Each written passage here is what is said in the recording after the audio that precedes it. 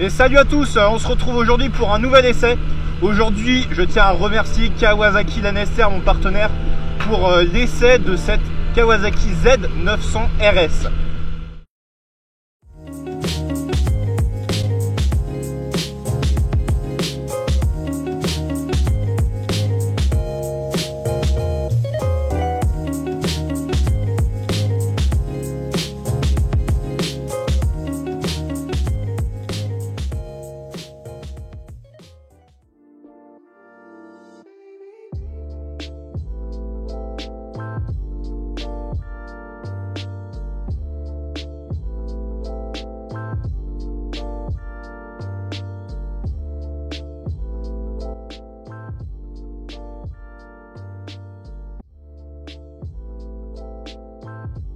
Voilà, donc cette Z900 RS qui est la digne héritière de la Kawasaki 900, c'était la Z1 des années 70, donc qui était le top du top avec les CB750 et tous ces motos des années 70, donc des motos mythiques.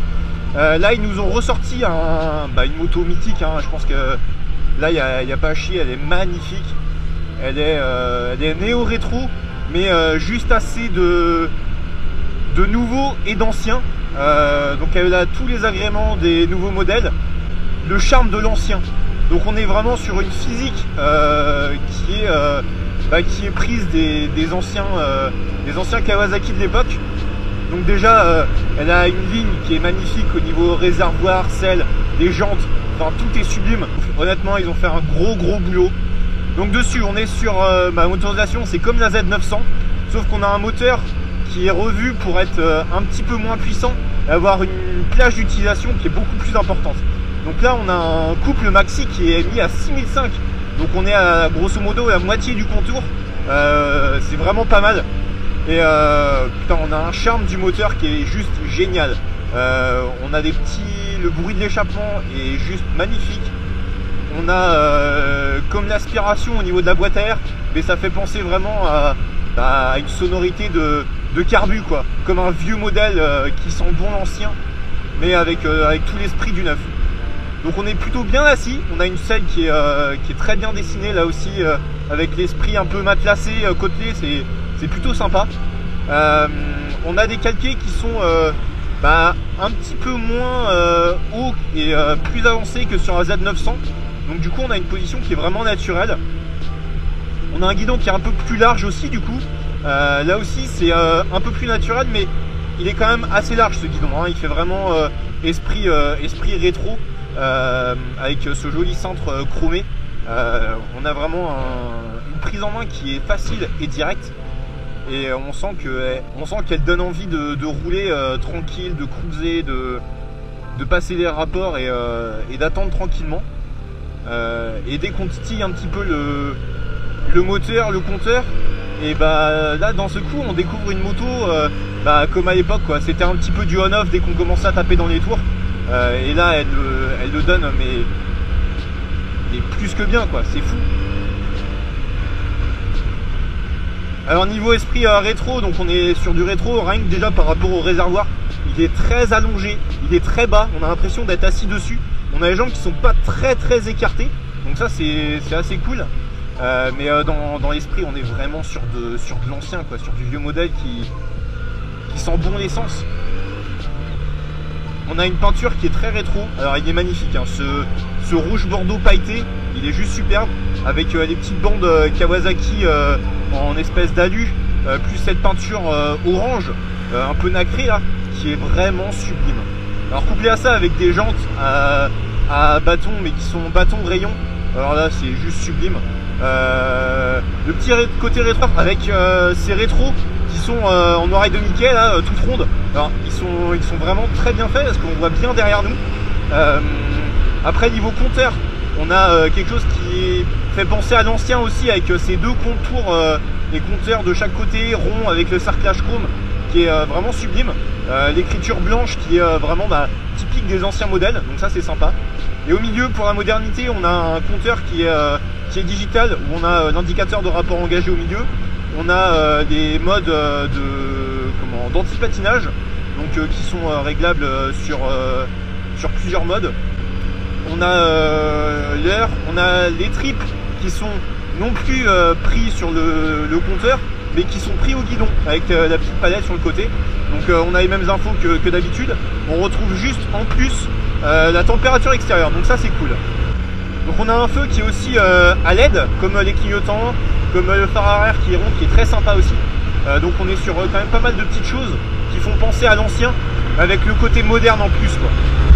On a une partie ici qui est vraiment très saine.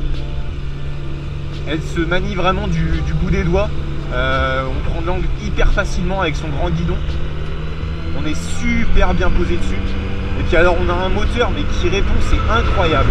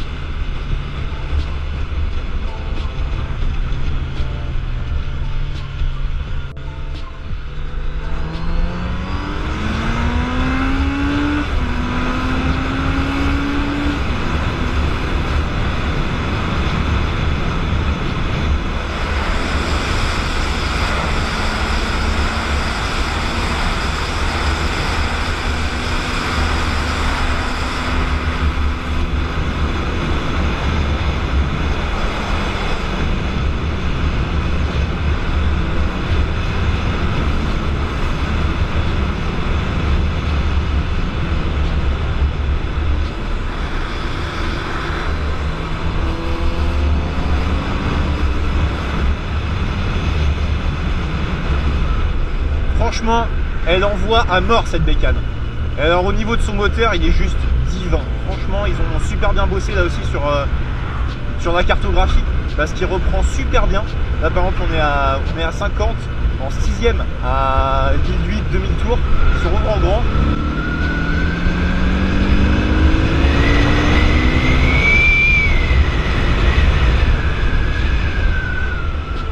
Et bah il reprend super bien ce moteur. Et alors on a cette petite aspiration au niveau de la boîte à air qui se fait, c'est vraiment juste divin. On a vraiment l'impression d'avoir l'aspiration des carbus.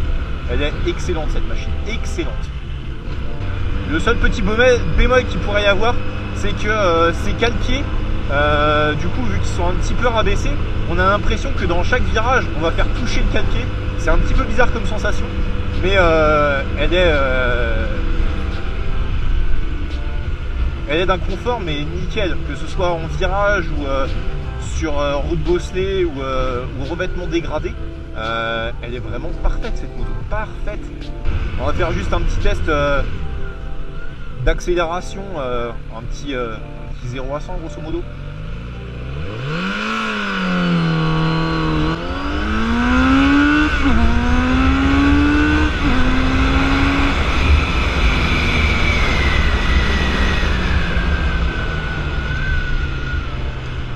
Le 0 à 100, il est absorbé mais à une vitesse, c'est incroyable. Franchement, le moteur, mais il a du couple qui est franchement de 0, enfin pas de 0, mais du bas du contour jusqu'à 10 000. Il s'arrête jamais ce moteur, c'est incroyable. Non, il n'y a pas à chier. Kawa, ils ont fait une super bécane en faisant ce néo rétro sur une base de Z900. Ils ont fait un gros coup parce qu'en face, il n'y a pas tellement de concurrence à part chez Triumph, où on a tout ce qui est Street Twin, les Scramblers, les Truckstone. Mais après ailleurs, il n'y a pas beaucoup de concurrence. Très honnêtement, les seules concurrentes qu'il y a, c'est la XSR 900 de chez Yamaha. Donc là pareil avec le moteur du MT-09. J'ai pas eu la chance encore de l'essayer cette moto, mais voilà, elle est un petit peu sur ce segment là. mais franchement je suis vraiment bluffé des différences qu'il y a entre la Z900 et la Z900 RS. Donc voilà, merci encore à Kawasaki NASR de me l'avoir prêté, parce que franchement c'était un de mes premiers choix en partenariat avec eux. Donc merci à eux de me l'avoir prêté. Je vous dis à très bientôt pour de nouveaux essais. Portez-vous bien. Ciao ciao.